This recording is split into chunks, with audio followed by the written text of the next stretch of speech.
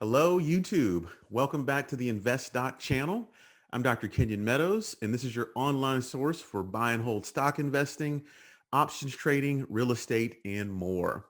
Please like, share, and subscribe to the channel. And I appreciate you spending some time with me today to learn about three biotech stocks that I am excited for long term. And hopefully after this video, you would be sufficiently interested to do your own research and see if they deserve a place in your portfolio.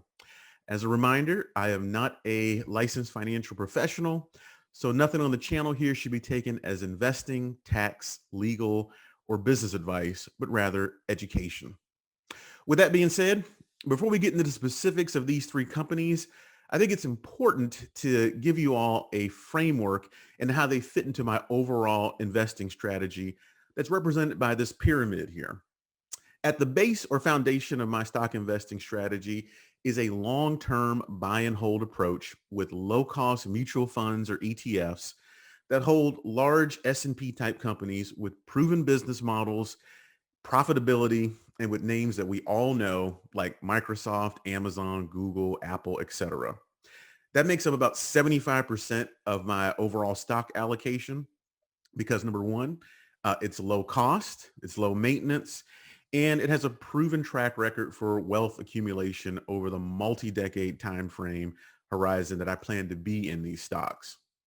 About 20% of my portfolio is dedicated to what I consider to be fairly conservative options trading strategy designed to produce present income with an overall return that's better than the long-term average rate of return for buy and hold investing. And we'll certainly talk about that approach in some other videos to come on the channel.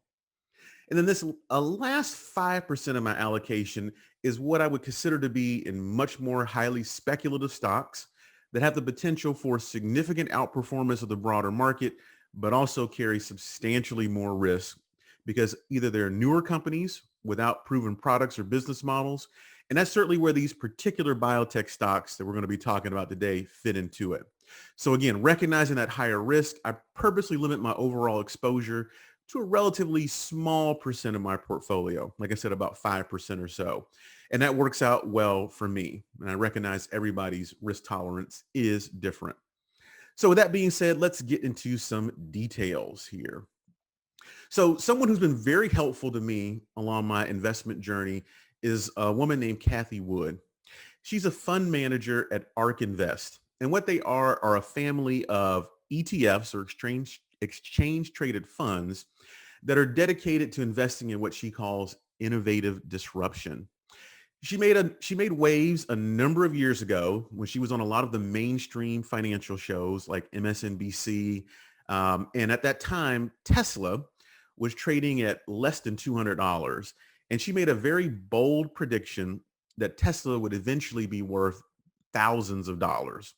As she predicted, it would not only be the leader in electric vehicles, but also an innovator in battery technology as well as autonomous driving. And she was absolutely ridiculed by the mainstream financial press. And as you know, there's been a lot of people on Wall Street, well known, who have been big time short sellers of Tesla. But because of her big bet, her ARK funds have been able to soundly beat the S&P, particularly over the last 2 years, just absolutely trouncing those returns, beating out Warren Buffett's Berkshire Hathaway as well. So because of calls like Tesla and other innovative companies, she's been able to generate these significant returns. And one of her 5 principal investing themes is what she calls the genomic revolution, or basically our ability to alter and manipulate genes in such a way to cure diseases at the DNA level. So to cut to the chase, the 3 companies that she's most excited about in this space are called CRISPR Therapeutics, Editas Medicine, and Intellia Therapeutics. And these 3 companies make up a large core holding of her ARK Genomic ETF fund, which also contains many other companies under this general theme. But these 3 companies, she states, has what she calls the foundational patents on the most promising of the gene editing technologies called the CRISPR-Cas9 system. Now, this gene altering system was sometimes referred to as genetic scissors in the common press, was recently given the 2020 Nobel Prize in Chemistry and awarded to the two female scientists, Jennifer Doudna and Emmanuelle Charpentier, out of Cal Berkeley, who discovered it. Now, to tell you a little bit about the science behind it, this is basically a natural defense mechanism in bacteria that they use to cut up the DNA of invading viruses. And what these two scientists have been able to do is basically engineer the system to make precise DNA edits in humans to alter damaged DNA that's at the root cause of certain diseases. And one disease that it's showing a lot of promise in particular is sickle cell anemia. So I want to tell you a little bit about this. I think most of us know that our red blood cells are responsible for carrying oxygen to all the various tissues and organs in our body, and that the protein that binds the oxygen that we breathe and carries it to the cells is called hemoglobin. When you're developing in the womb and as an infant, you have what's called fetal hemoglobin, which actually has more oxygen carrying capacity than adult hemoglobin. But gradually, your body switches over as you get older from fetal hemoglobin to adult hemoglobin. And this is the issue with folks that are affected with sickle cell. There's a genetic defect in their adult hemoglobin gene that winds up transforming normal adult red blood cells, which have a circular wafer-like appearance, and they're also very flexible and able to squeeze and bend and get through the little small blood vessels to get down to whatever organ they need to deliver oxygen to. In a sickle cell patient, this abnormal adult hemoglobin, the shape of is abnormal, and basically it winds up transforming the cell to take on this characteristic hook-like appearance that was thought to resemble the ancient sickle tool used for harvesting grain. So besides the shape change, these cells are much less pliable and bendable, and they don't squeeze through blood vessels very well, and they have a tendency to clump up on each other. And about 100,000 African Americans in the United States are affected every year by sickle cell. And the hallmarks of these disease is what we call these repeated episodes of a lack of blood flow to organs, and that's called a sickle cell pain crisis. So think about the discomfort you feel when you fall asleep on your arm at an awkward angle and you cut off the circulation, but multiply that many times over. Okay. And this lack of blood flow can affect any organ, including critical ones like the lung, heart, and the brain. So the life of a sickle cell patient is basically punctuated by these intermittent pain crises and continued ongoing damage to their organs. And they wind up oftentimes dying in early middle age as a result of it. The mainstays of treatment still are largely managing symptoms. So there's a lot of narcotics for pain control, blood transfusions, hydration, things of that nature. Now, it is possible to cure sickle cell with a bone marrow transplant, but the limitations on that is that you have to have a very closely related donor, and the transplants are more successful in kids than adults. And there's about a 5% chance of dying going through the intense chemotherapy regimen that you need to go through to get prepared for a bone marrow transplant.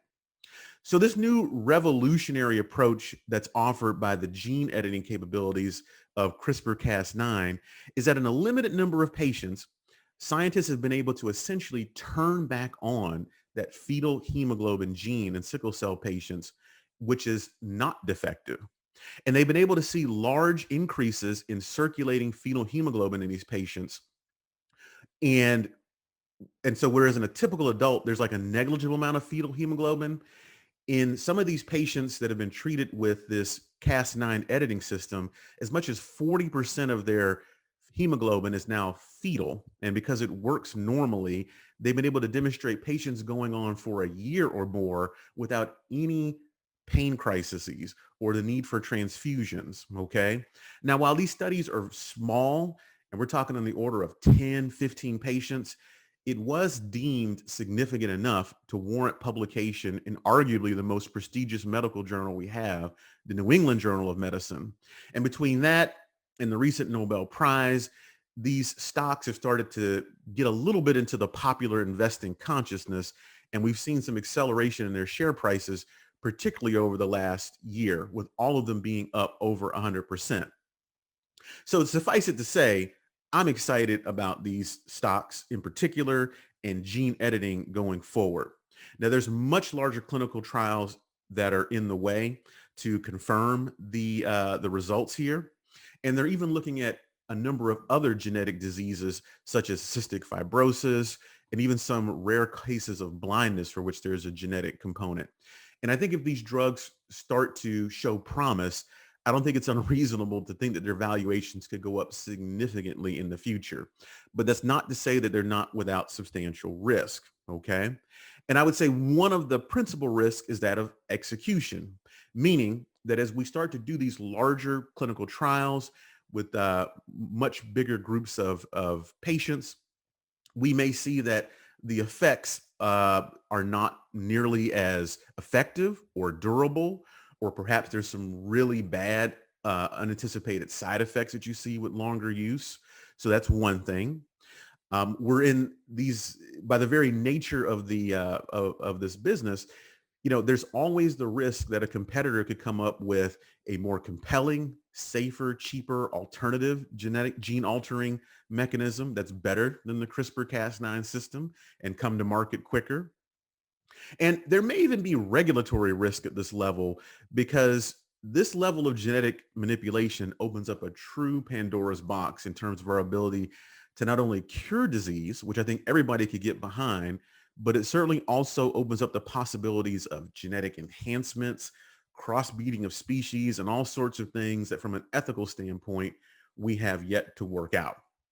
But in any event, I do plan to hold these long term, and I'm prepared to deal with very likely large price swings and volatility as things like the results of clinical trials and FDA approvals or denials come out.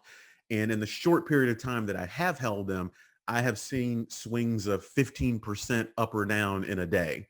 So without a doubt, these are volatile. You need a little bit of a steel stomach to hold them, but I do think they show a tremendous amount of promise long term.